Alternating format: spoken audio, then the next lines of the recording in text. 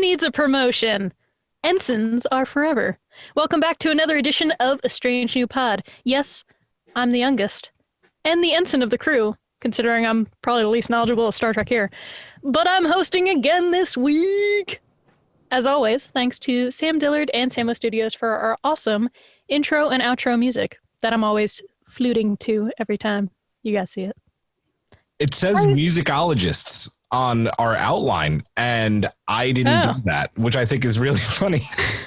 Good thing, because I didn't read it. Good. No, I just meant like right now. I'm so used to that. Yeah. I love it. Well, you know what? Sam Dillard might be a musicologist. Because he's damn good. Way to go, Samo. Is that a title? Is that a job description? Musicologist? Maybe. It is now. Maybe you're like a music psychologist. Or isn't ology just the study of? So yeah, he would have to study music to be good at it, right? The pathology of music. Musicology is the scholarly analysis and research-based study of music. I know my suffixes, booch. We could do a whole, and I think we've talked about it before, doing a whole just the music of Star Trek episode. So that would have a lot to do with musicology. I think it would be sweet. Get it? Like a suite? Like a symphonic suite? Anyway, we're not talking about musicology today. We're talking about ensignology, the study of ensigns. We focused on Pike, we focused on Spock, but now it's time to give it to the people who really keep the nacelles humming. The Ensigns! That's right, from the Enterprise all the way to the Discovery, we're going over some of the best moments and what it's like being the little guy on the starship. Not always in lower decks, sometimes they're up, you know? Sometimes ensigns get to see things. Ensigns have seen some shit. It's true. Like the shit disposal in the holodeck. Yeah. Oh, Lord. They see things. Sometimes they see the signs.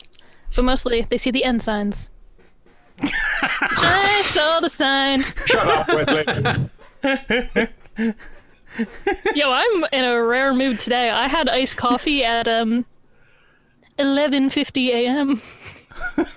I'm just happy that I get to clip in Ace of Base into this video. Dude.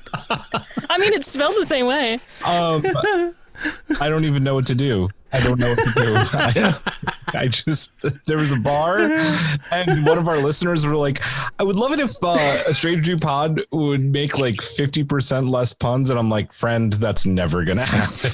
You're right. And I actually... Like more puns. I considered toning it down this episode for them, but it didn't happen at all. I'm so sorry. Oh. I would think it would create some sort of damn effect on that, and you could try for the episode, but it'll just all come out in a rush at the end. Yeah. Right at the end. And the people who love them would probably be like, where have all the puns gone? Yeah. And then we just have to have a pun episode. I can't help it. I set phasers to pun. You know what I'm about here.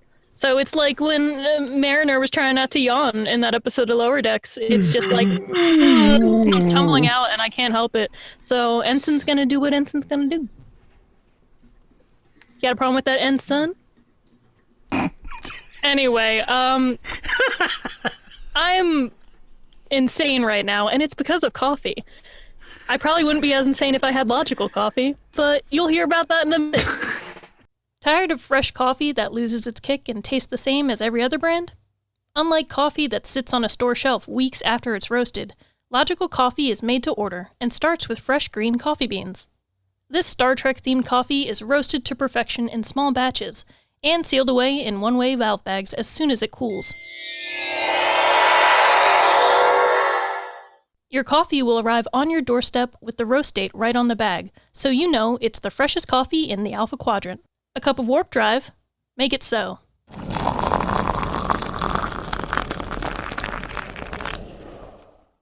Ah, it's out of this world. Don't settle for the same replicated coffee. Make the logical choice and order Logical Coffee. Use the code ASTRANGENEWPOD to get 20% off your first order. Live long and drink coffee. Yeah, man. Really gives me the drive, like an FTL. Do you know what I'm excited about? Even though Matt from Logical Coffee would probably not be on board this train, it's pumpkin season. The spice must flow. He's probably listening to this and he's like, fucker drinks pumpkin coffee. Hey, I mean, if he'd make a Star Trek pumpkin sort of crossover, he could. He'll figure it Or out. Dune crossover and call it the The Spice. Dune I was about to say, yeah. Yeah. The sleeper has awakened. You Are drink you coffee in the listening, morning. Matt? Are you listening? Matt's Spice like, is how life." dare you soil everything. Limited edition coffee. That would be amazing. LTD. It's so Pretty soon. awesome.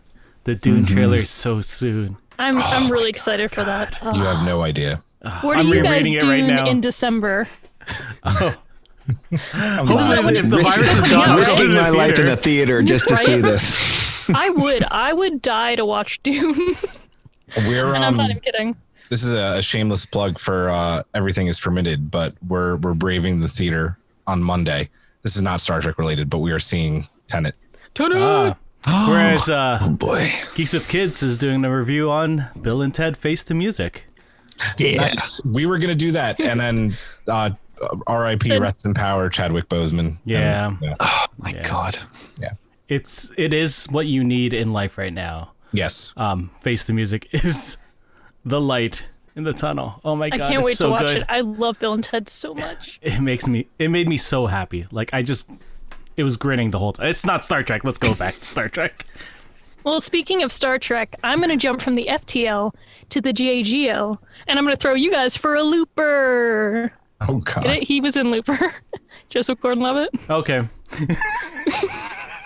Wait, It's- wait, wait for it. Wait for it. Wait for it.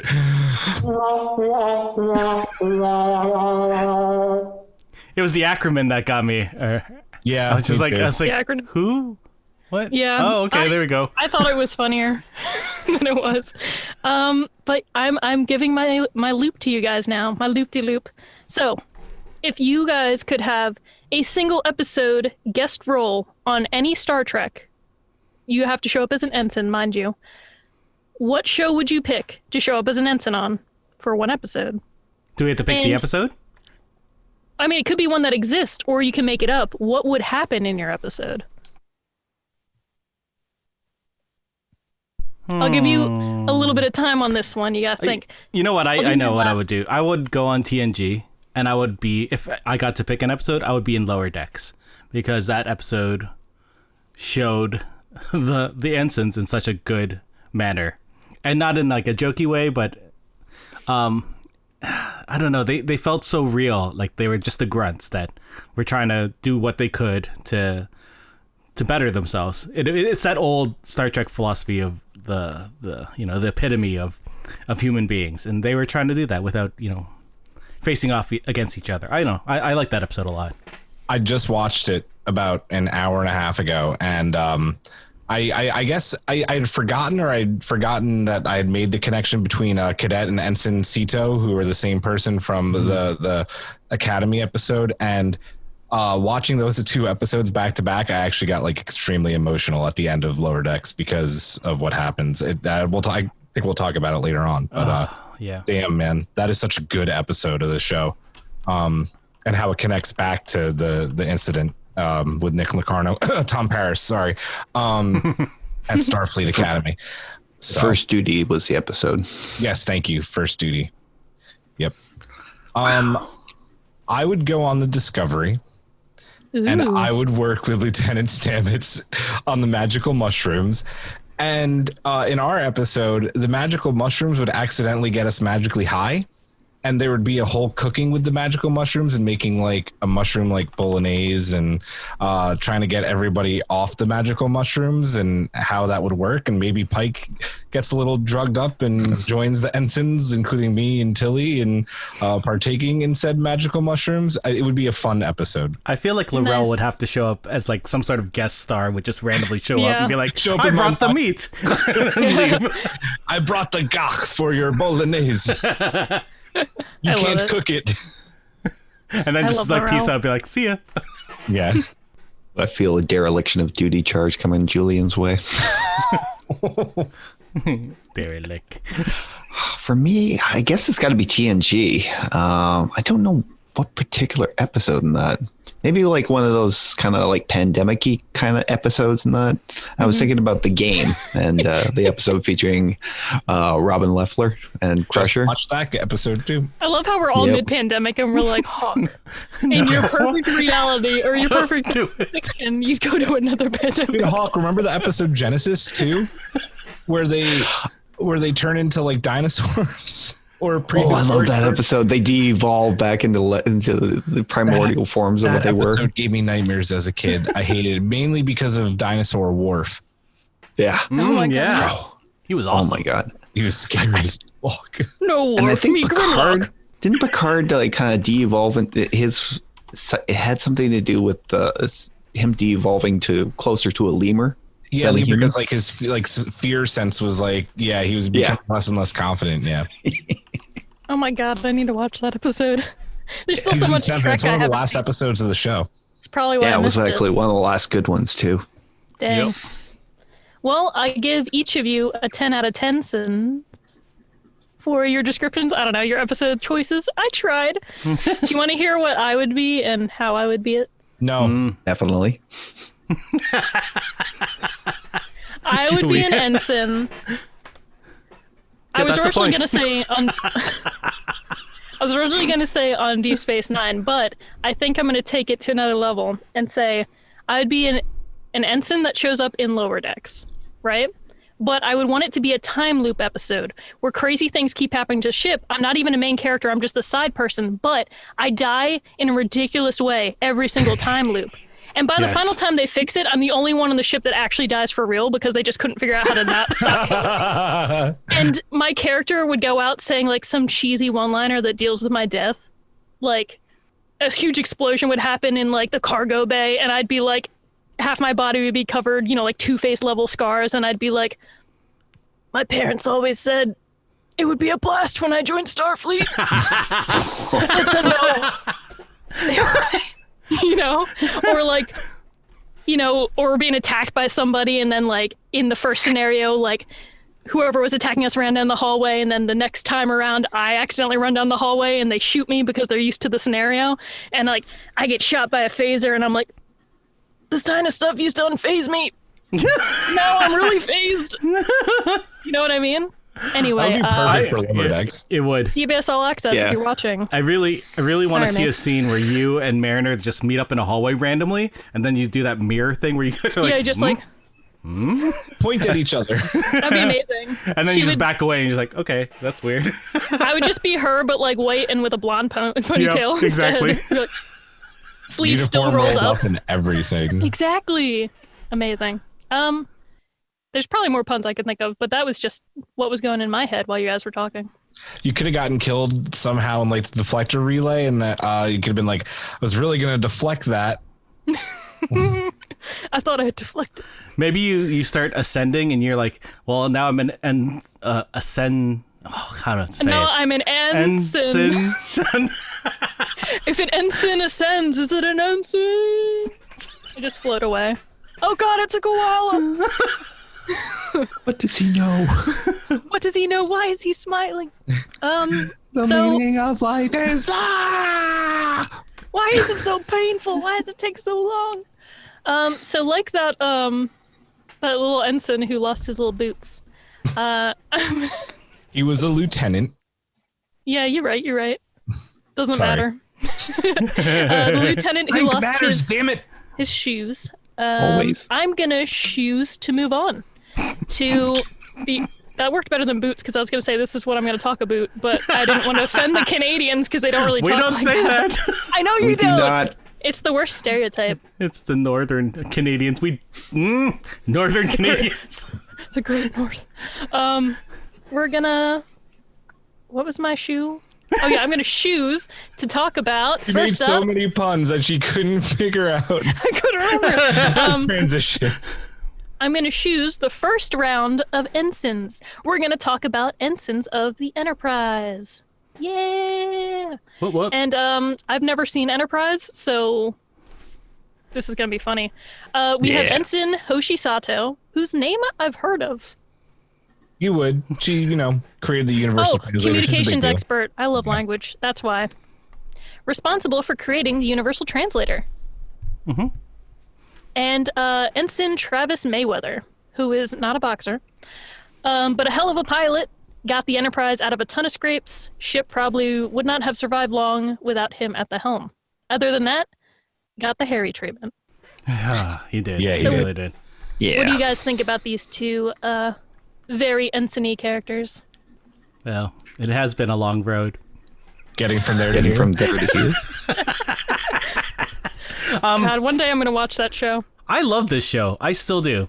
I actually had the pleasure of watching it again just because we started talking about these ensigns, and I remember watching it the first time and thinking how amazing Sato was all the way through. She was such a, I don't want to say like a regular character, but she was always consistent throughout her portrayal and how she was all the way through. She wasn't like randomly like, oh no, save me, but she was always a strong female presence on the show. Her portrayal was... Sorry, I missed that. I said her portrayal was satisfying. It was super satisfying. I feel like whenever we hear Nichelle Nichols talk about how they tried to make her not as super smart on the show, I feel like they tried to fix that, course correct that with Sato, and she was amazing. She didn't really get any good episodes. She had one that I could think of, and it was I'm looking it up right now because I just watched it. It was The Vanishing Point. Yes. And it talks about something Just that finished watching that. we talk about all the time, and it's transporter errors and how Oh, gosh. we'd be like, and it was such a big deal because that was the first time they started using transporters back then. It had just been regulated by Starfleet, and she was so good in it, and it was unfortunate that she didn't really get used. Yeah.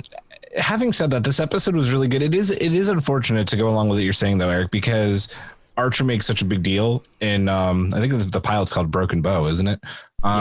Yes, indeed. About bringing her on and like, I need you. You are critical to us, like doing this first 5-year mission and charting new planets. We're the first warp 5 ship. We need you. And she is important. Like you said, Brittany, she is responsible for creating the universal translator. But I mean, she pretty much this whole show has shit all to do. Other than translate, right? Yeah. It's like once in a blue moon, they'll be like, I guess it's not working. Use your ear. Vanishing Point was a great episode and she was very good in it.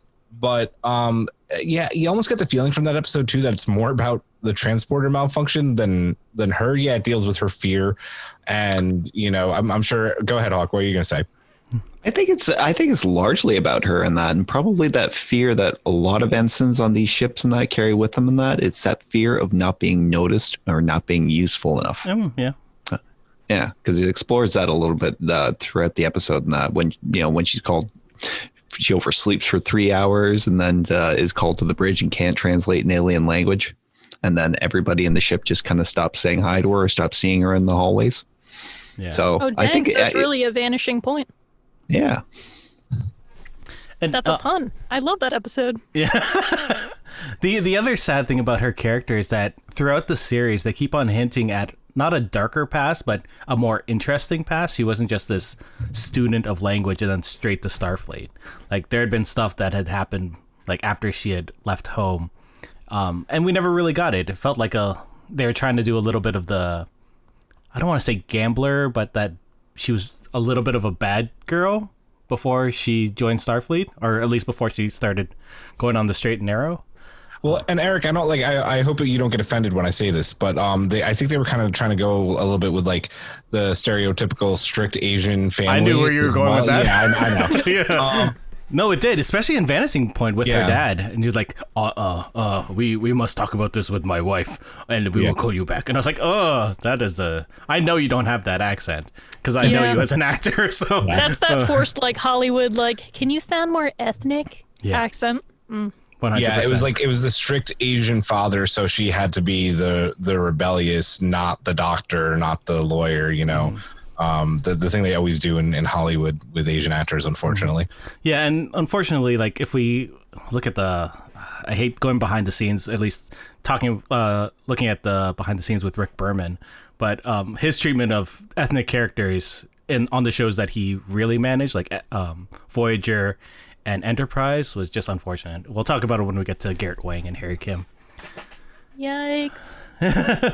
Yeah. Oh, we didn't talk about Mayweather.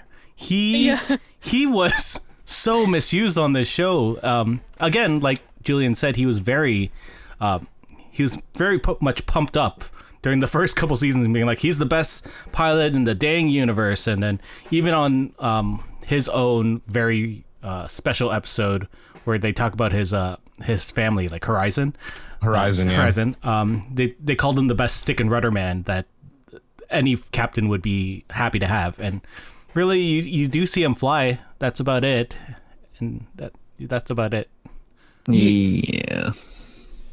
Yeah, you see so much of his character in Horizon, right? And what could have been done with him, and how cool it would have been to focus more on those generational ships, which were still a big deal at the beginning of Starfleet, like these, cargo vessels, and the fact that, his only homes have ever really been starships. It was really interesting. And again, like Hoshi, you got the Harry Kim treatment. There's so many cool moments in Horizon where he's like feeling the walls and was like, oh, this part must be off, or this person must be driving. And imagine having that throughout the series, and like he just knew the ship that well. Like you could tell that he knew how to fly it, but he knew ships like inside and out. Like that was his thing. He'd grown up on a ship. I think the biggest problem fleshing out stories for ones like Sato and for Mayweather now would have been basically their positions on the ship. All the main crux of the plot lines and that usually fall to, to command and to science, like to Paul and to Archer, and that, there's the occasion when they need a language translated, they go to Sato, and that, when you need a bit of piloting, it's Mayweather and that. But other than that, like it's more like the plots revolve around the command structure than they do around the ensigns. That sounds like a rudder waste of potential. Red alert! All hands to battle stations! Enterprise Hey, also... Mayweather would weather that storm, man. Because Brittany hasn't watched Enterprise or some of these episodes, this is just going to be her response. I'm sorry. It's just, I don't know anything about Enterprise other than the song. Yeah. I can't wait till you watch Enterprise, because it has such a weird feeling in the Star Trek mythos, because that was back when I guess they're trying to make Star Trek not Star Trek-y. Like you can see that from the first season when they took off Star Trek from the title sequence, and they tried to make it more action-y and more sexy. That's why there's like random shower or decontaminations. Yeah. We're putting sequences. the S in Star Trek, and the S stands for sexy. It's uncomfortably awkward now that like after watching it after this many years. Like as an early 20-year-old, you're like, oh yeah, that's cool. But now as an older person, they're just like, that's a little bit unnecessary.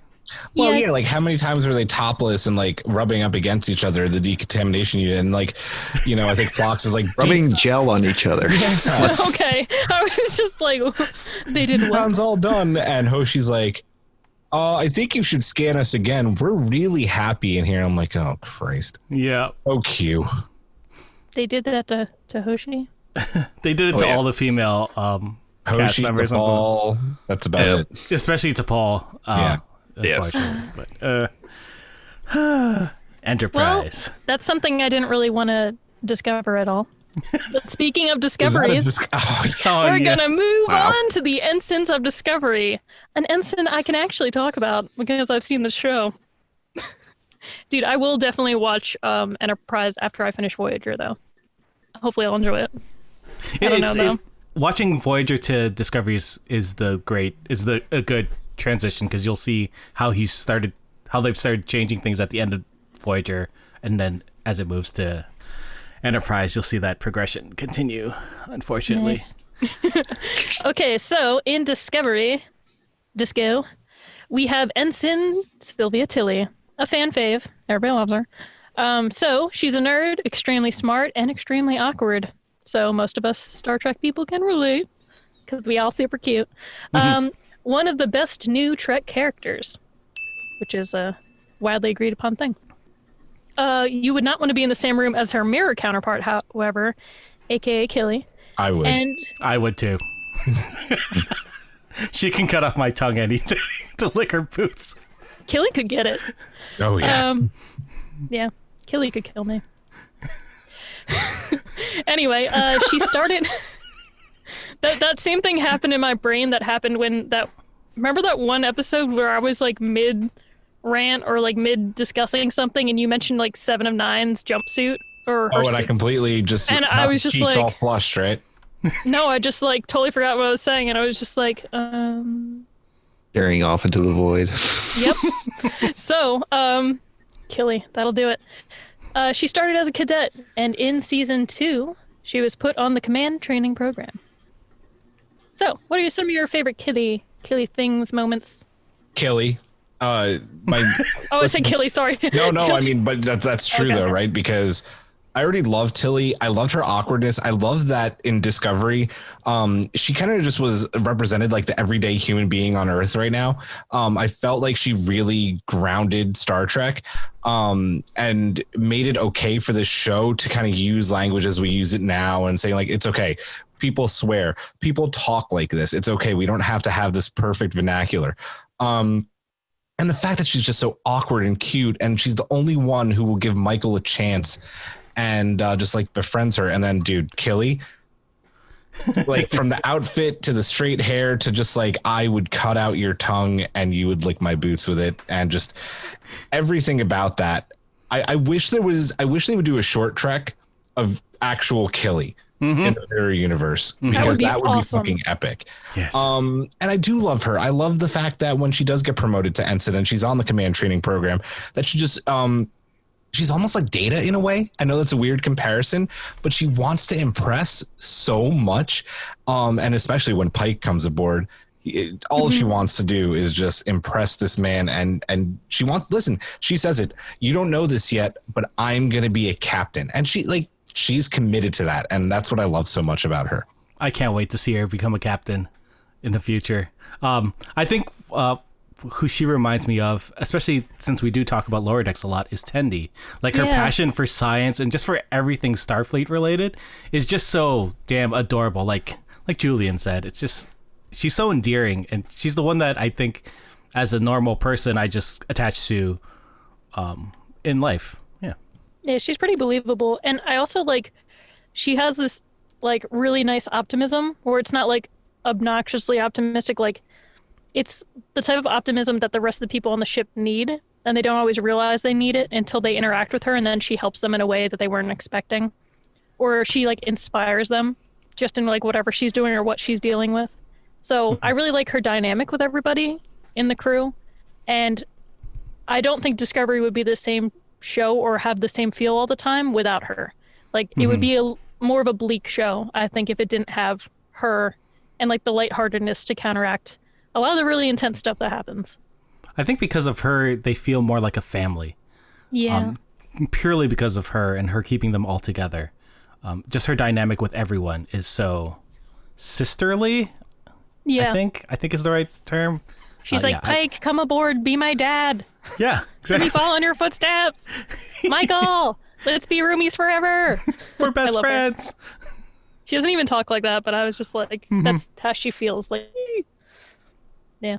He is the most grounded in that. And I agree with Julian. I like that aspect of her in that, because usually kind of our eyes or our representation in these shows is from the awkward or the new guy on the ship. And yeah, I like her speech patterns, the way she overtalks, she overexplains everything, and that part of the problem with any actors on Star Trek is they're kind of supposed to be astronauts, and if you know anything about astronauts, they have the most boring personalities ever. Yeah, I don't know. Yeah. You see because them that's what tweet from space. They're funny. That's what they need to be to go up and and risk everything in space. So these people who just never give in to fear, never buckle under pressure, and just keep a monotone, dry pace the whole time. Never give in, never surrender. Exactly. So yeah, it's nice to see somebody who's maybe a little OCD, maybe a little bit on the spectrum, but she's super smart and she deserves to be there. I think it's accurate that you said both those things, a little OCD and a little bit on the spectrum. That's Tilly in a nutshell. Yeah. Is it weird that they had a cadet serving on a ship at this point, or is it just because they're at war? I never never thought about He it. was so cool. She deserved it. No, and I think and Hawk's been my guy who's made sure that I'm right about the things I'm saying lately, so I appreciate it. I think cadets serving aboard ships is a pretty routine thing. It's like your semester abroad. I think it happens a lot actually, so I don't think it was weird at all. Having said that, I'm sure they put more cadets on more starships because of the war, but I do think it's a pretty regular thing. That was one heck of a semester for her. Hell yeah. I think that Talk that's the about level of undiscovered normalcy. country. That's the level of normalcy space travel is at this point. You know, they can take civilians onto these ships, you know, who have no training. Yeah. Families. Can't wait till we get there. Send Yeah, me to right. the moon. I want to be an astronaut. Let's go. Hey, Space Force. I love Brittany, space. I know Yeah. that the next Ensigns are the original series, but can we mention real quick Ensign Thera Sidhu from the Short Trek with Captain Pike, who I thought was also very good. It's the one, I don't know if you've seen it yet, where they're basically, I'm trying not to spoil it, but Pike is basically arrested for mutiny and put in the hands Classic. of a cadet to guard while they try to retake the space station, and Pike is trying to convince her to let him go. And that's all I'm going to say, because you should really watch it. It's a really, really cool short trek, but she was fantastic. And I have to figure out the actress's name, unless I think Eric was maybe Googling. I'm So looking Pi- it up right now, but feel So free to Pike keep was talking. Pike was in her cadet, her debt, in her hands, whatever. You lost me there. Yeah. DEBT, debt, to be in one's debt, to Yeah. owe them something. Cadet Sidhu is played by Amrit Kaur. And she was Kaur. very good in that short trek. I hope she Yeah. shows up maybe on Strange New Worlds. Yeah, she's good. assigned to engineering. So, Spoilers. I've seen nary a short trek, so Yeah. Anyway, she's great, and you should watch that short trek. It's fantastic. well, we can check off her from the list. And that reminds me, we're moving on to another favorite ensign. The ensigns of the original Star Trek series. So, we're going to start off with Ensign Pavel Chekhov. Pavel. Vulcan.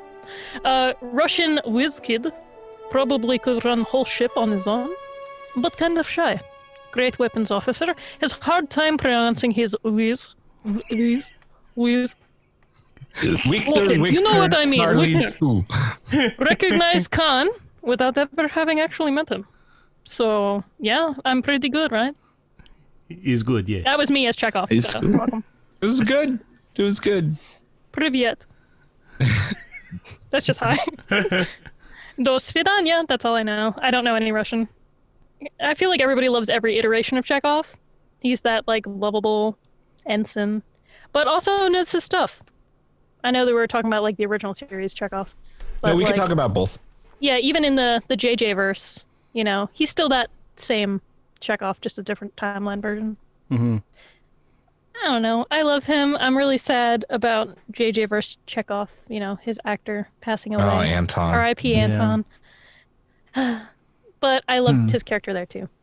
Yeah. I really do hope Chris Pines had been talking about how he wants to get back onto Star Trek 4. Like he wants that to move forward. And I really do hope they promote Chekhov in that film onto another ship. Because that'd be such a good move for him, being the whiz kid. Yeah, just don't kill him, you know? Yeah. Yeah, I loved his portrayal in 2009 because he seemed younger but smarter. I don't know, and more eager. Like it was like everything up to like the 10s, like full on there. No, not even 10s, to the 11. He went up one pass.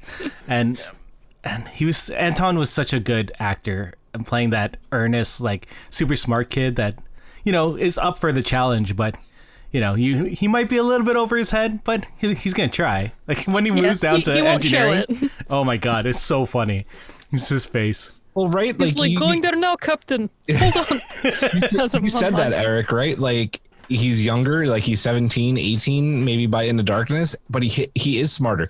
He can do like beaming when people are moving, and Kirk literally gives him Scotty's job in Into Darkness. He's like, you're our new chief engineer, dude. At like 18 years old. Congrats. Don't blow up the fucking Enterprise. And he just kind of takes it with a grain of salt and does it. He's like, okay. Oh, and then, yeah, go ahead and put on a red shirt. He's like, aye, Captain.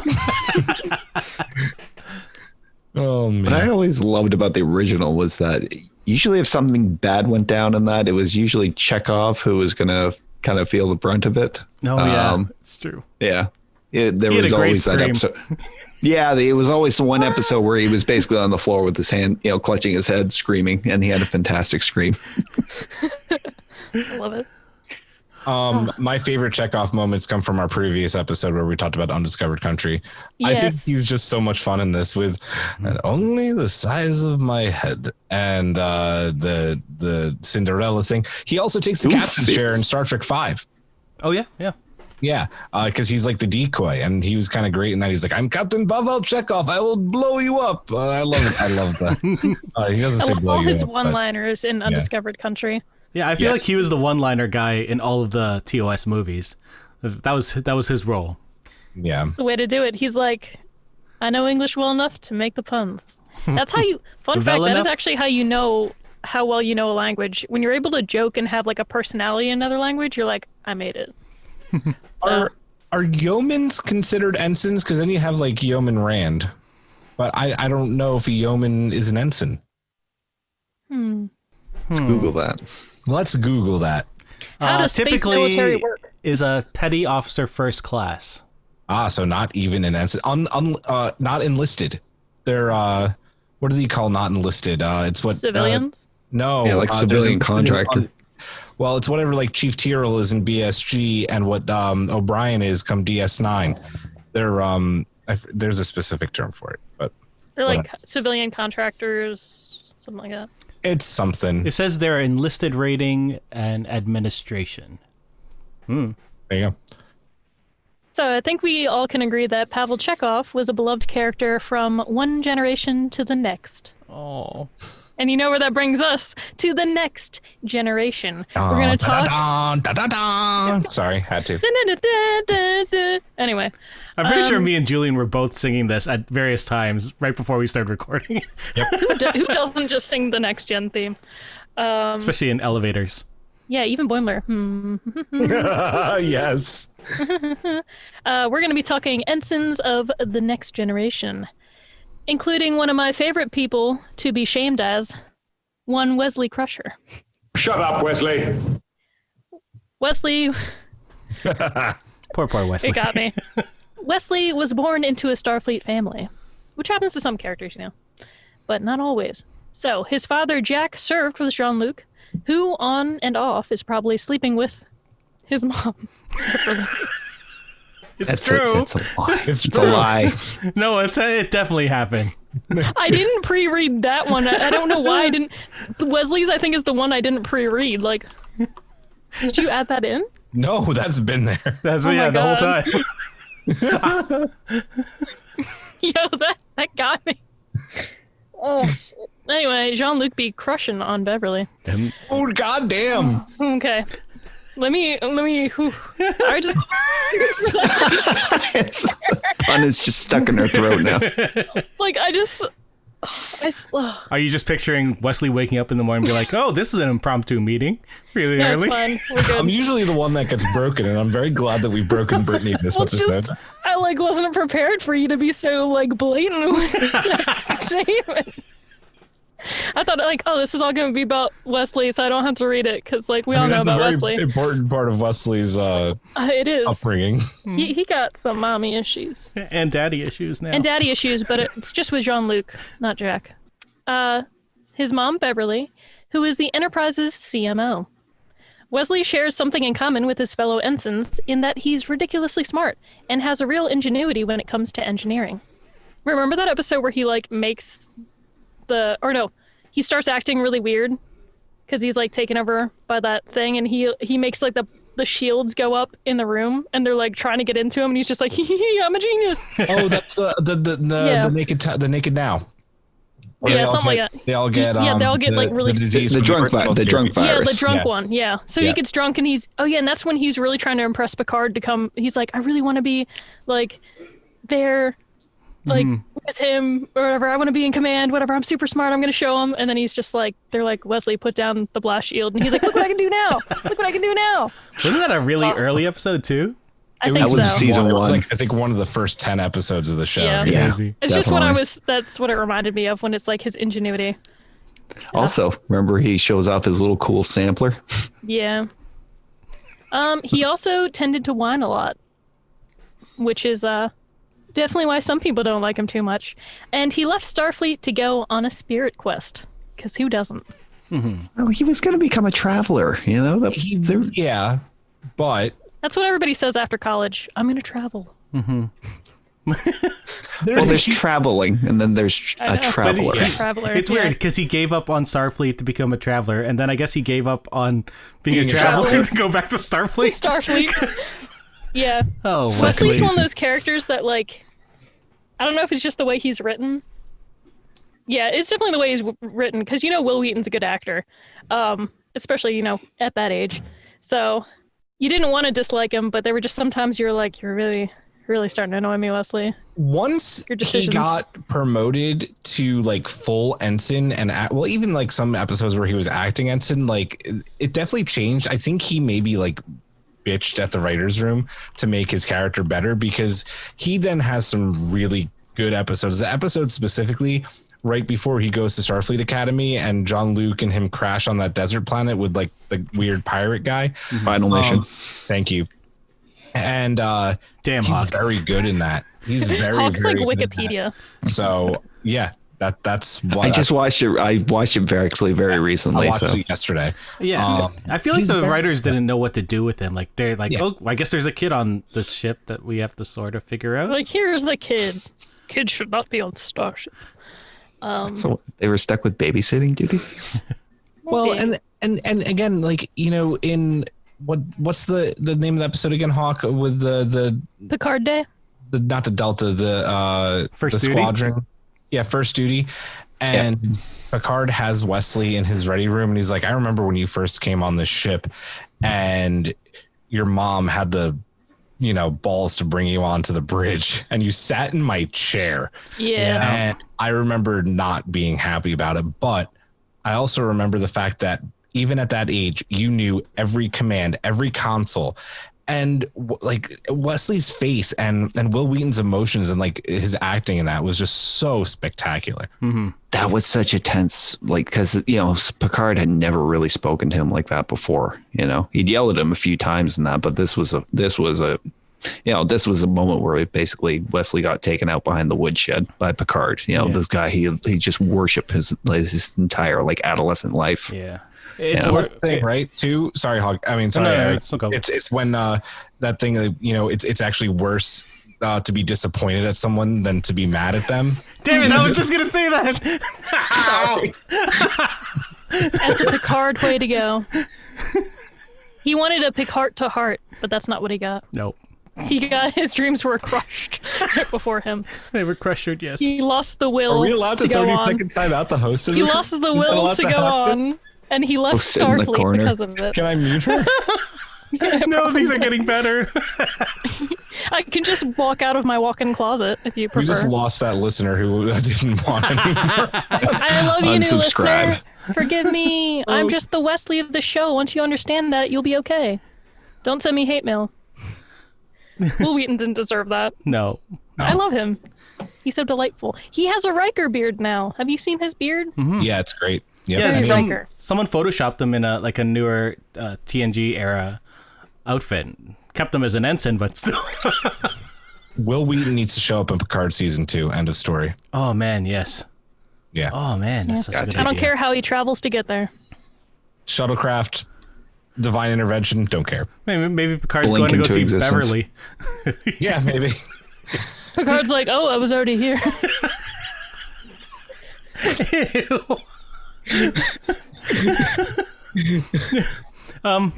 What'd you guys think Just about? giving your mom a Jean-Luc over. Oh God, no. Mother of God. Beverly. What'd you guys think of the whole Traveler thing at the end of his storyline? Was it weird? It was sort of weird for me. That was them writing him off because they just had no idea what the hell to do with him. Which is weird because it was the last season. Yeah. They could have just had him go off onto a ship. Why They're not like, just I have guess him he'll resume ascend? his ensign duties on board the fucking Enterprise? And then the just story. finish off the series? Yeah, that would have made more sense. They thought hate he it. was too smart for that. I love that episode. I hate that arc of it. Yes. And he's just Kind of the whole arc gone. of the episode, I guess. And the Indians. Oh, Yeah. Yikes. Natives. yeah. No, they called them Indians throughout the whole thing. Oh God, I know. Late, early '90s. It was so awkward to watch. It's so bad sometimes. But, we're getting better. And, speaking of Wesley, we can't talk about Wesley without, mentioning his romantic exploits. You mean his crush? Yes, his crush. You beat me to the joke. I'm so proud. In a way, you kind of robbed me of my pun. So let me start robbing you back and mention Robin Leffler, who had a fling with Wesley. Another wonderful ensign. She has her own set of laws called Robin's Laws. I'm crying a little bit from laughing. And of course, played by Ashley Judd. America's sweetheart. Or is she American? I was like, shit, is she Canadian again? No, I don't think so.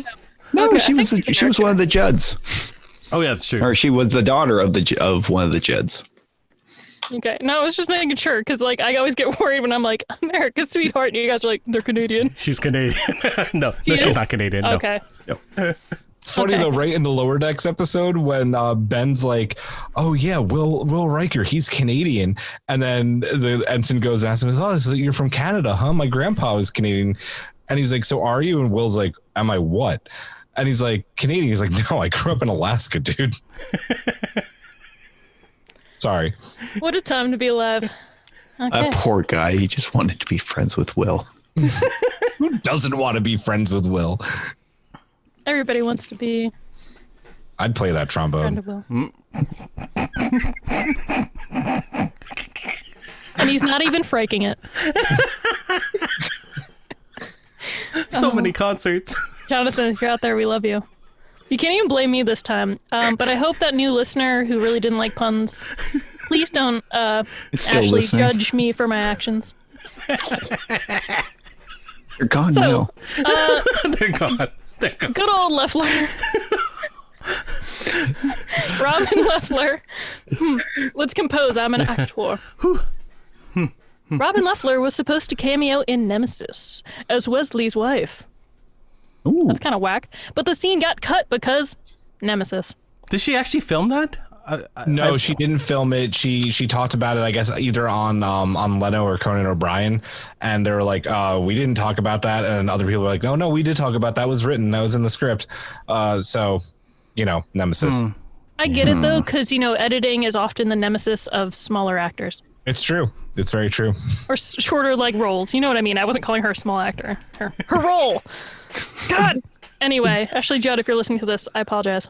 I just rewatched this episode, the game, and it's so good. It's so good, and Yeah. she's so good. And I wish that we had more of Leffler in this show.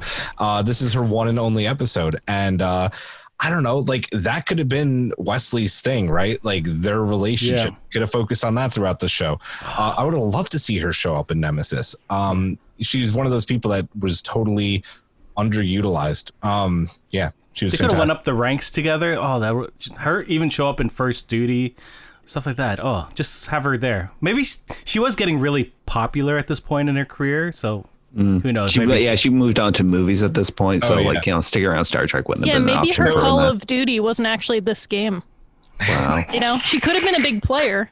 But they just they couldn't do it. It's Ashley Judd and who played Ensign Rowe again? Michelle Forbes. Michelle Forbes. Michelle Forbes wanted to go into movies, and Ashley Judd wanted to go into movies, and only one of them could, and it was Ashley Judd. Dun, dun, dun. Michelle Forbes had a somewhat all right career. She had an all right career. She did not have an Ashley Judd career. That's true. That is true. I think she came into the show from movies and that, because I do believe she was in the movie California with Brad Pitt before taking up the role. More you know. That was a good movie, by the way. I did watch the game earlier today as well. And it's weird watching all the special effects get updated except for the actual game. And you're sitting there like, oh, I guess that little tube's gonna eat that disc now. And it just keeps going. It could be worse. They could have done one of the holodeck programs. It's like Sherlock Holmes, and then they could have said the game is afoot. Yeah. At least they didn't do that for like a date, you know?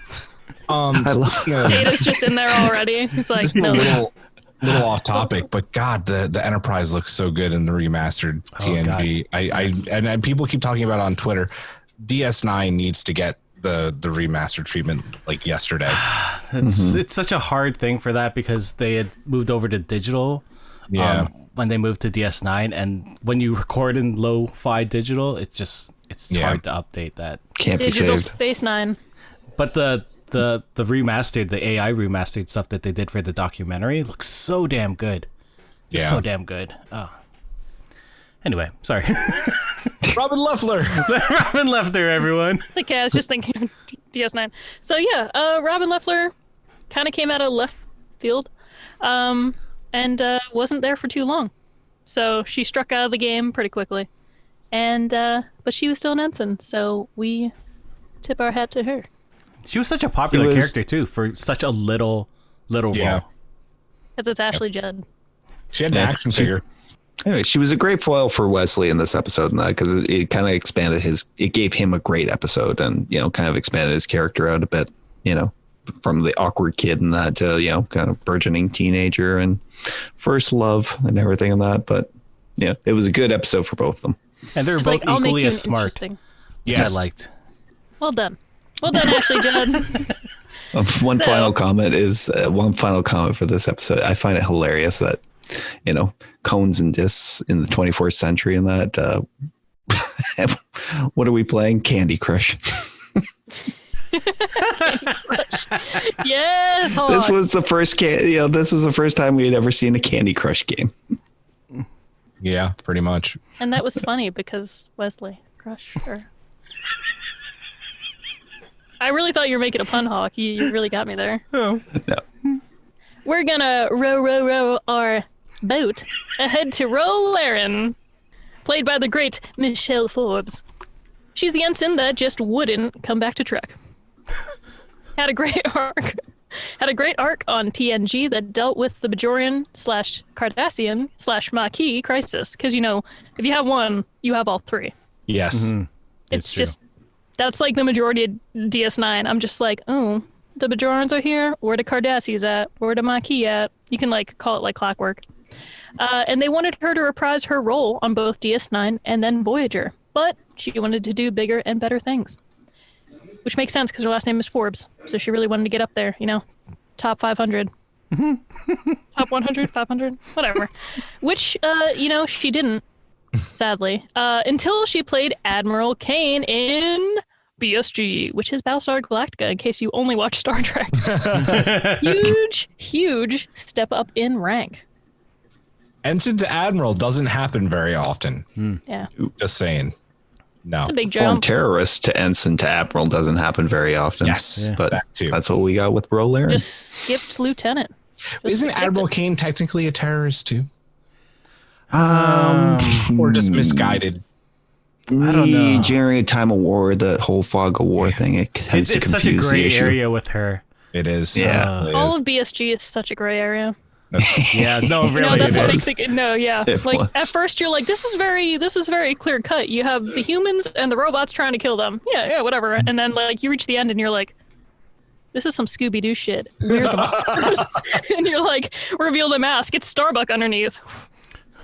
Anyway, just kidding. I love Starbucks. She could do no wrong. Nope. Speaking of doing no wrong, that's what we were hoping for with Michelle Forbes and Rolaren. So tell me your favorite moments because I know nothing about her. Got one moment for Go ahead. just a little thing, but that episode, I can't remember the title. My wiki has failed me at this moment, but when the Enterprise was hit by a filament strand and basically most of the ship was without power. Disaster. It was a disaster on the throughout the entire ship. She managed to make her way onto the bridge and she and Miles got into it a little bit when she dumped a bunch of raw energy into an engineering console. Miles reprimanded her for it. That was season 5, episode 5. Yeah. Eric coming through. I just watched Anyways, it really showed her mindset off in that, because as we'll talk about, she was not your typical Starfleet cadet or ensign or anybody in that, from her background, and it showed her that she really played by her own rules. That's So why she it would made her often so go. really different. That's why she was so memorable, right? It's because she had that darker backstory. Like, this is a Ronald D. Moore obvious baby. That was his character, and you could tell. And sorry, I was just gonna say, so she would often go rogue, do her own thing. Oh, It's okay. That's a go. She, because of her backstory, she was always so, I don't want to say rebellious, but she knew what she had to do to get things done. Is that rebellious? no, a little it's more matter of fact. Honestly, like Ro is me. Like if I'm anyone on Star Trek, like, and I think Brittany will test her. She's known me a little bit longer than you guys. I'm kind of no bullshit. I like if someone says something and I don't agree with it, I'm just like, no, no, you're wrong. And Ro is she's just, she knows what she wants. She knows where she comes from. She knows that her people have been oppressed, and she knows that she doesn't want to be the typical Starfleet officer. She kind of plays by her own rules, and that's what makes her character so great. One of my favorite scenes is in the episode Ensign Ro, when they're on this planet. Well, first off, I really enjoyed the fact that Captain Picard, the man behind like giving everybody a second chance, meets with Will at the beginning of this episode, and Will's like, I intend to be completely strict with her, and because she's coming from prison. She's not coming from another ship. She was in prison. And Picard's like, yeah, please, like, I don't want her on the ship just as much as you don't. And I was like, every time I watched that episode, that was very un-Picard like to me, because he gave so many other people second chances. And I love that, basically going from that to then them transporting onto the Bajoran camp, and she immediately takes off her uniform and gives it to a little kid, and she's like, this is a woman of standards. This is a woman who is very in touch with her people and the persecution that they've been handed by the Cardassians. And that just always hit me. You can totally see why she was supposed to be on Voyager and why B'Elanna Torres became the character that she is now. Like, you could see those inklings of the Ro character in her. Like, Well, even Kira too, right? yeah. Yeah. I think it's kind of rude that, Jean-Luc didn't give her a second chance, because he kind of basically said to Will, bros before rose. So he does end up giving her a second chance. Yeah. Okay, cool. I wonder if this is the evolution of him working with criminals later in Picard. Like, this could be like the first inklings of it. I got to start somewhere. Yeah. I'm just giving Picard some sort of, I don't know, boost that it needs. Deep state Picard. Ugh. Okay. Then, of course, she does side with her people, and she does go against the Federation and joins the Maquis, which is unfortunate that like it's near the end of the series of the show, and then it just like she wanted to do movies, so like we don't see her in DS9 at all, which I think would have been very impactful. Yeah. I remember reading something, probably on her wiki or something, that she eventually joins the DS9 mythos as their security chief or something like that. I'll have to check. I love that like later. Star Trek Wiki. It's a magical place. It is a magical place. It's basically Hawk's mind, because he'll just be like, yes, season 3, episode 2. I assume Hawk would have jumped in there and Yeah. just been like, yeah, you're right. Exactly.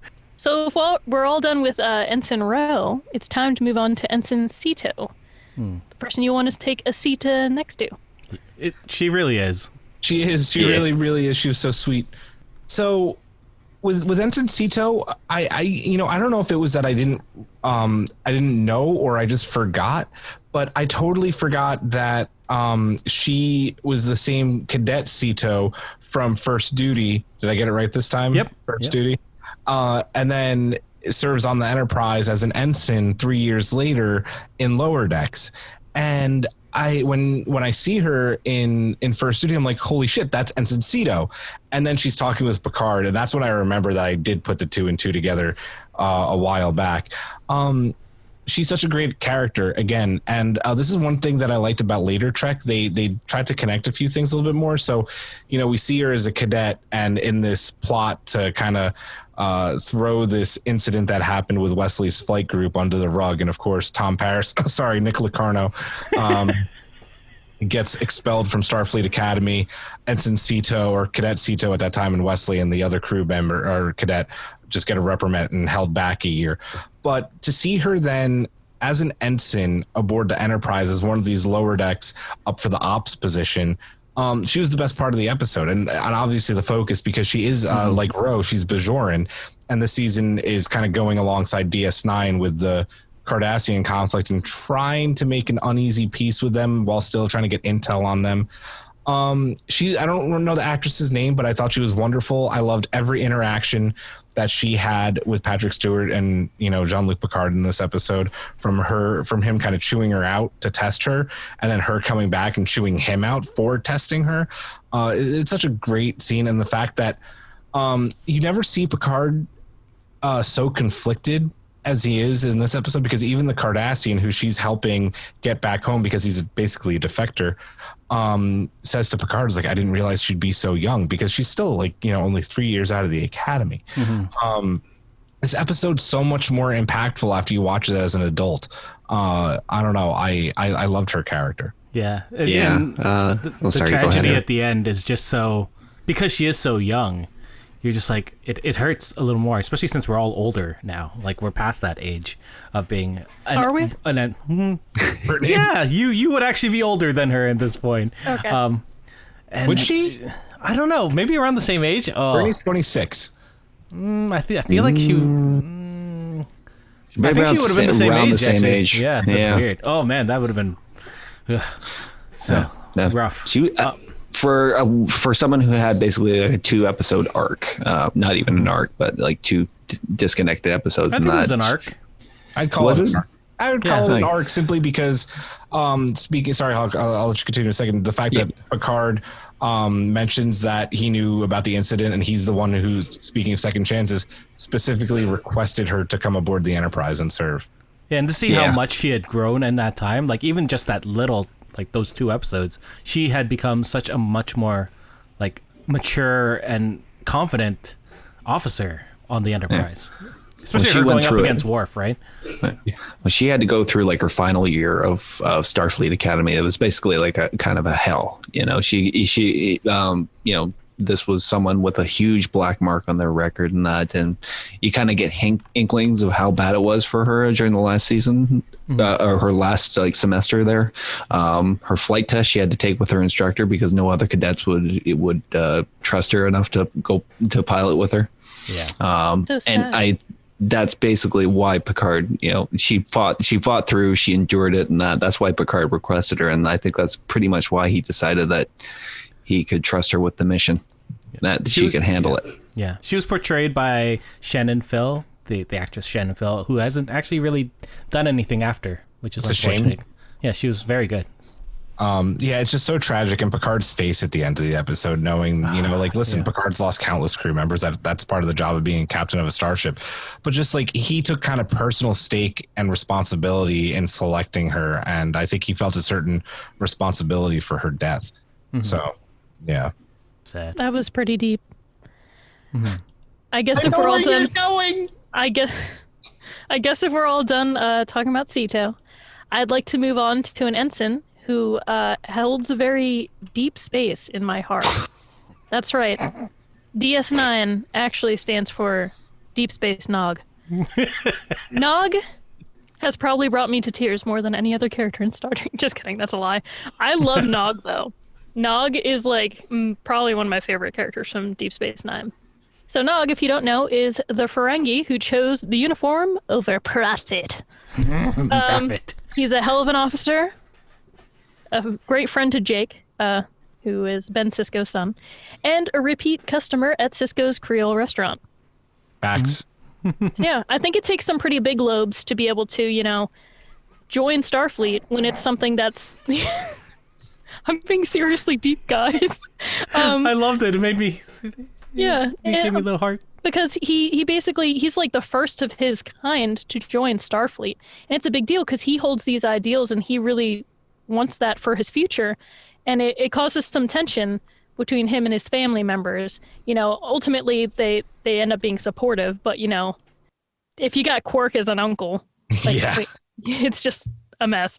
So yeah, he joins Starfleet, and like you're just rooting for him the whole time, and then you find out like he's starting to learn, he's going to the academy, and you're just like, oh, little Nog, oh, I can't wait till you become an officer. I'm so proud. So yeah, he really put in Starfleet they don't use money, but if they did, he really put his money where his mouth is. Yeah. It's platinum where his mouth is. Yeah. There you go. We talked earlier about how Tendi and Killy or Tilly. It's always Killy. It's always killy. Were those really eager, like passionate people for Starfleet, and Nog was that on DS9, and it was so heartwarming whenever we saw him on screen because he was so enthusiastic about everything. It felt like everything. I Yeah. can always just picture that baseball episode where Dude. he's so happy, and I'm like, that's Nog all the time. Exactly. I just watched that one episode from season 7, and that it was he after the whole Dominion War and that what happened to him. If you guys remember, You have He to gets remind me. pretty seriously injured. he loses his leg. Oh, that's right. Oh, yeah. it's biosynthetically regrown after it and that, but he goes through a bad period of PTSD Oh, after yes. it. Yeah. Yeah. There's an episode that's called "It's Only a Paper Moon." Where he's basically just returned to DS9 after the whole thing, he just retreats into the holodeck, into this Vic Fontaine program Oh, yes. for his medical leave. Did not like those Vic Fontaine episodes. This one was a pretty good one, It though. was.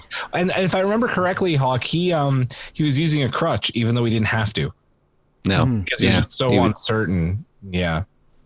He said he was experiencing pain, but like all the bioscans showed that the pain receptors weren't being activated. It was like was a phantom pain. Yeah. it was a phantom pain. A lot of amputees. Yeah. Yeah. He's also there's- He's also one of the only ensigns on Star Trek to get promoted.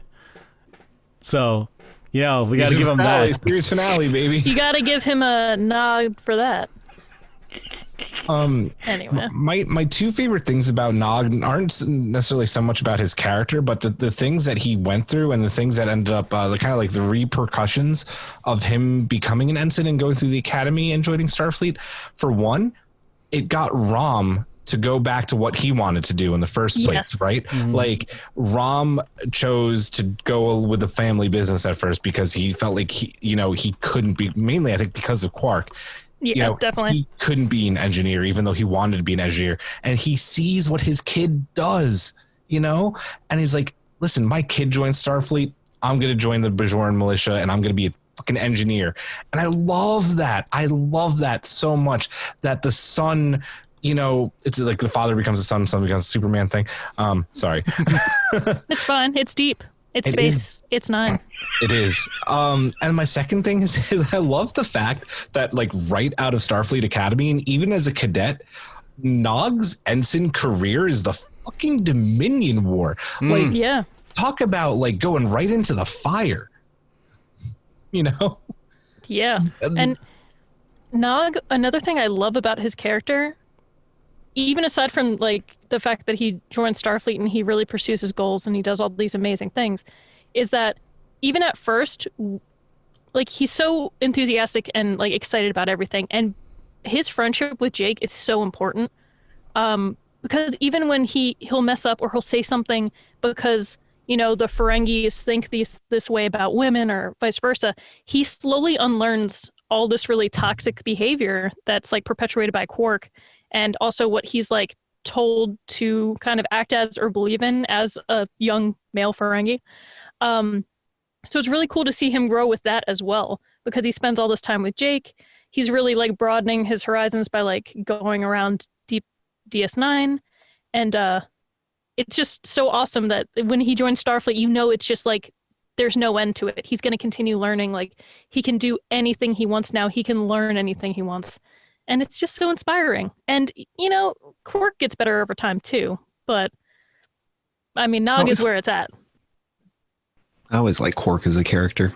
You know? Yeah, I love Quark. Usually the Ferengis in the show were always kind of portrayed as greedy but stupid, and Quark was definitely not stupid. How do you not Quark love was Armin so Shimmerman, you know? Mm-hmm. Yeah. Yeah. And I Good love the old Nagus principal. too. Oh yeah. Wallace Shawn. Yeah. Oh. I do love that Cisco, literally like one of the last things he does before going to the Prophets is promote him to lieutenant. Yeah. It's just great.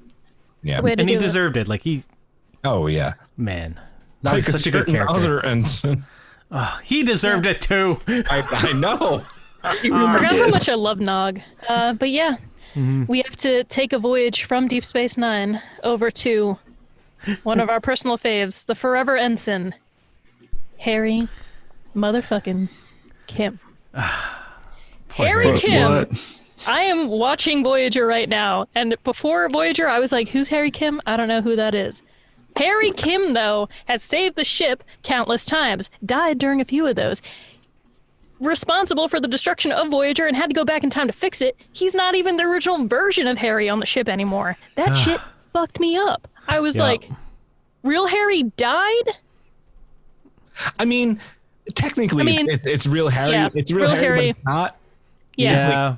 It's 15 real years Harry. Earlier, real Harry. It's like temporal mechanics and shit. Yeah. Either way, dude has had it rough AF and still can't get a promotion. He went through the year of hell. He came back, and he's got nothing to show for it. How do we feel about Harry Kim? And tell me your favorite moments. He I didn't will get the. say- Sorry, go for it. No, you go first. I was just gonna say, every time Tom Paris got like a claim on the show, it was all because of Harry. It was all because of always Harry. was. Damn it! Paris didn't do shit. He was always like riding on Kim's whole. What? And that's right? Because Tom starts as an ensign, and then Tom gets promoted, then gets demoted and put in the brig, and then gets re-promoted to lieutenant again. And Harry's still just an ensign, dude. Like, come on. Oh man. Yeah, Poor he's Garrett Wang. like he's the Boimler of the show, isn't he? There were basically 3 different Voyager episodes: the Harry Kim episode, the holodeck episode, and the plot. Like the actual, like, we're moving forward, we're getting closer to home, or stuff's happening. So like Sometimes those, a mix those are of the only those. 3. Yeah, sometimes they're all together. That's wild. But like, it's either things are going well, we're moving forward, Harry Kim things Harry be happening. literally had like a virus growing over his face and still didn't, like, from species 8472, still doesn't get promoted. Like, let me ask a question to you guys and see what your thoughts are here.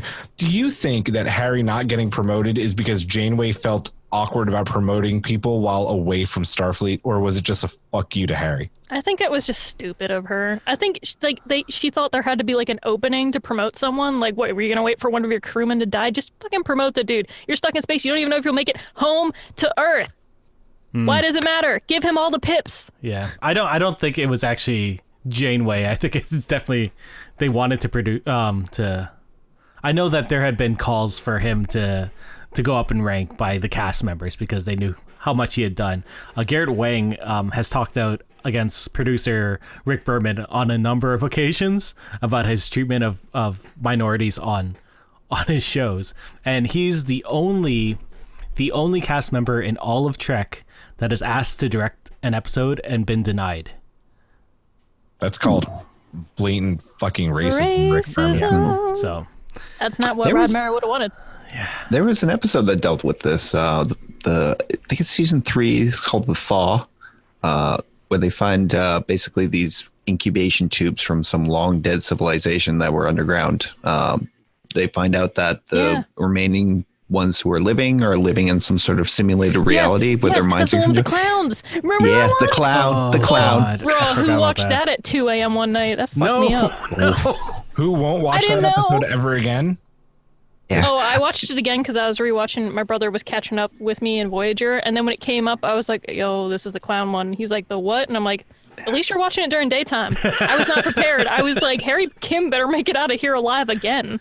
I gotta watch him die again, I would be A like, lot of these issues got brought up during that episode, and that when the clown was just messing with him and that, he made him old at one point. You don't like to be taken care of, do you? And that, and it's like, oh, and you don't like being babied either, and that, by Janeway or anybody, and that, and turns Harry literally into a baby and starts rocking him back and forth. so weird. I know Brittany hasn't finished the show yet, and I really want to spoil her with something, but I'm not going to. What if I take my I was about to call these earmuffs. No, my you headphones don't. off for a little bit. It's not a big deal. It'll be Wait, a what if fun I little- Geordie? If I Geordie, I can't hear anything.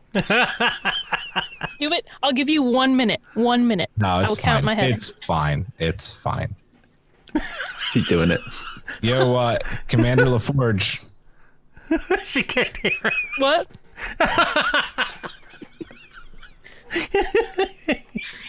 Anyway, I go by Chef Boy Geordie. It's actually the worst.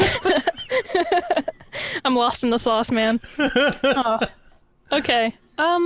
Do we find out what happens to him after the end I of love the Harry, show? man. Like, Well, we kind of do, which is what I don't want to spoil for oh Brittany. yeah, there's that one thing. There's at that the one end. thing. Oh yeah, I forgot about that. Yeah. Yep. So, Are we being Well, subtle enough? I think we're being subtle enough. I think that Harry carries the show. It'd be fair to say you're wild about Harry.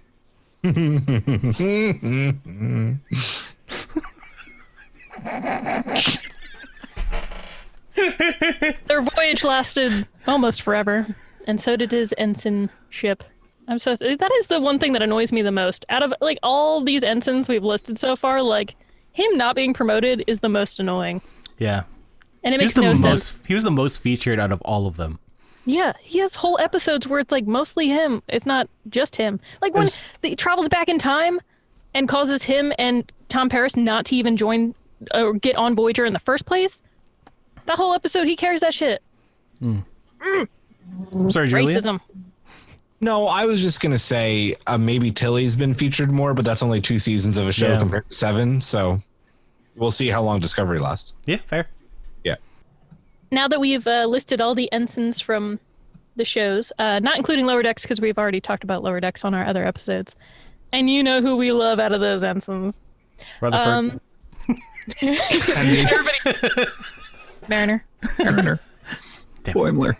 Like nobody likes Boimler. One Kidding, we love consistent Boimler. thing that I've heard listening to other Star Trek podcasts is that not everybody's on board with Boimler. Everybody loves Tendi, Rutherford, and Mariner, but Boimler's kind of like not a fan favorite right now. I like feel him. he's He's just so not my necessary. favorite. Oh, I feel he's very necessary.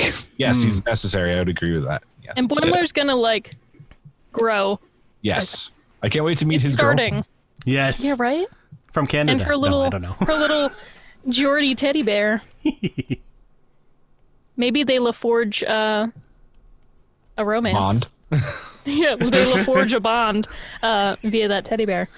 So now that we've mentioned all the ensigns, we got to take it to the polls because we had our peeps vote on their favorite ensigns. Mm-hmm. I know it was getting pretty hairy for a bit. That's ironic because Harry wasn't in the top 2. But it did come down to Tilly and Nog, I think, right? It did, Brittany. Oh. So we did do about a few days ago, getting ready for this episode, we put 4 ensigns against each other. It was Harry, Tilly, Nog, and Wesley. We had 216 votes on this poll. And we didn't get a winner, which is why we had to do another one.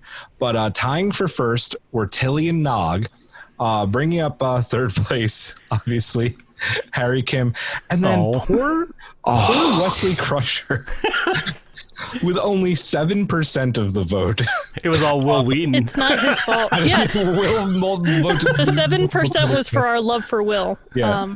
Not for So we had to find a winner between Tilly and Nog, and we didn't have as many people vote on this one. I think maybe like they had already made their case in the previous poll, but to find a definitive answer, who our favorite ensign was, or your favorite ensign, I should say, with 58% of the vote, everybody's favorite ensign is our favorite wide-lobed Ferengi, Ensign Nog. Nog. No! Word up. Nog for the win. Nice. I love Nog. Tilly coming in with a respectable 42% of the vote. It was not a landslide. That was pretty close. Yep. So congratulations, Nog. Rest in peace. The actor whose name Aaron Is it Aaron Eisenberg? I think it is. I think it is Yes, actually. you're right. Yeah. It is Eisenberg. He died, I believe, this year or last year. So rest in peace, Nog. Yeah, so he is our listener Twitter favorite ensign, and we'll be doing more of these polls for more episodes. Yeah. So, Be exciting. Mm-hmm. Do we know what we're doing for the next main episode? I know you had ideas. it's Eric's idea. Because we had talked about passing the torch from one generation to the next, we would look at Star Trek Generations, the movie. The motion picture. Star Trek the motion picture. Awesome. Have I seen that one? It's the one with Picard and Kirk, and the Nexus. Horses. And horses. I think Without so. Captain Pike. I think I saw it, but a long time ago. Because that sounds familiar. I remember Picard and Kirk interacting. Oh, it's also the one Better where than you remember. the emotion ship and the boop, Yep. boop, boop, Yes. boop, boop. And I can't Data wait. swearing. Oh yeah. Love it. Everybody loves a good data swear. Okay. I love this movie simply because I get to see the Enterprise B. Yes. Yay. I love that Yeah. ship. So we went from Generations of Ensigns over to Generations the film. That's exciting. And of course, we have lots of awesome stuff down the pipeline, which we won't name yet. We'll let you know episode by episode, so that way you can always be on your toes. And we'll continue with our Lower Decks reviews as well as we progress through season 1. Hopefully, there'll be more. We'll see. And yeah, does anybody else have any final thoughts on any wonderful ensigns? No. Harry Kim is life. Yeah. Harry Kim. He deserved his Harry pits, Kim was didn't robbed. he? Yeah. Robbed Long more live than the Empire. Robin. Captain Killy. Yes. I'm sad that we're not going to see her again, Killy. Or at least, never You never know. know. I guess. Alex Kurtzman, I'm looking at you. You see? Look, camera, eyes, right here.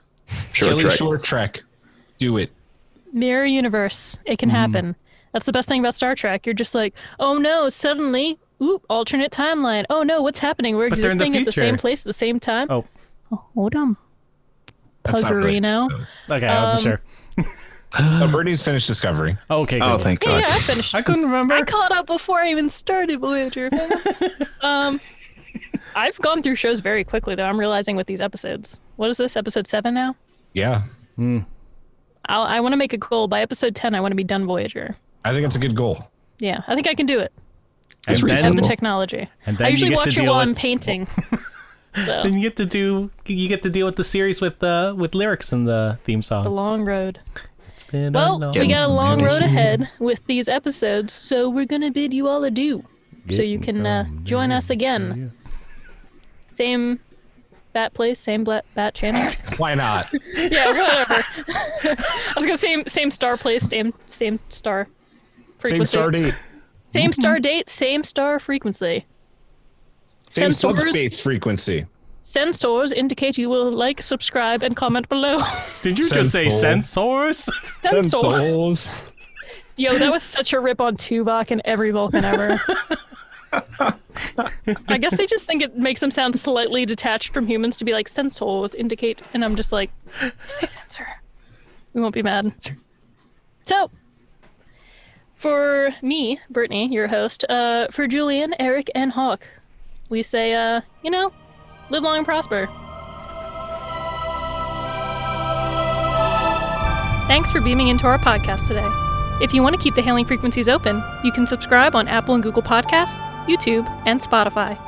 Like what you hear? Put in a good word with Starfleet and leave us a 5-star review.